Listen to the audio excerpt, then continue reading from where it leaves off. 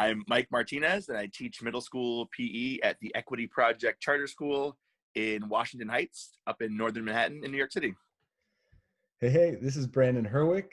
I teach at A.W. Becker Elementary School in upstate New York.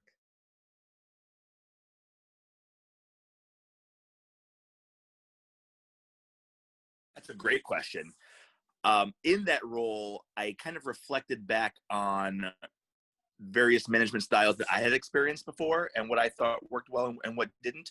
And the biggest thing I wanted to impart was I was not in any way trying to tell anyone how to teach, or specifically how I was definitely not trying to tell them how to teach the way I teach. What I wanted them to do is kind of explore and identify what their strengths were. And then within the construct of quote unquote best practices or quality PE, how can I make what you do work in your classroom for your kids? So my idea was I can give you a loose framework, a structure, a template that, your lesson should have these elements somewhere in it. Now, within what you love to do and how you deliver it, let's go ahead and do that. If 3 months down the road, you're still just teaching the same game, the same unit, the same activity, then we can kind of go ahead and brainstorm how to move on to different things. But my idea was, how can I make you your best you in your environment? And to your second part, I think that helped to strengthen relationships, because from day one, I made it very, very clear, I'm not better than anybody here.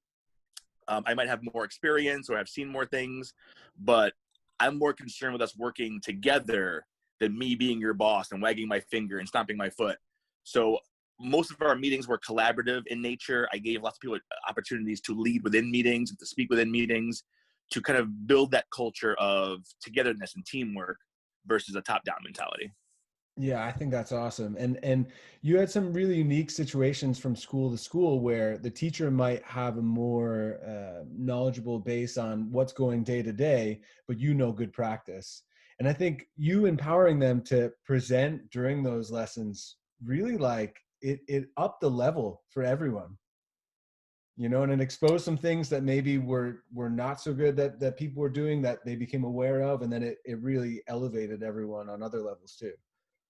Which was kind of a intentional strategy there. I pitched it as, first of all, no one wants to hear me talk every single day, every single week, for however many hours at a time. We want to hear from each other, but also now you're on notice.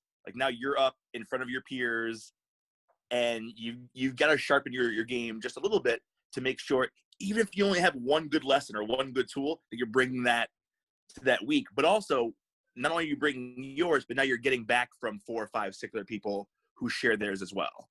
Because again, I might have a handful of tools in my tool belt, but if there's 30 of us, there's way more tools that I've never seen that we can all learn from. So giving them the opportunity to shine, but also being like, if you're going to shine, make sure you, and glisten the armor a little bit before you show up. I like a diamond. Yeah, love it. Right. And yeah, that collective strength is so much more than the individual.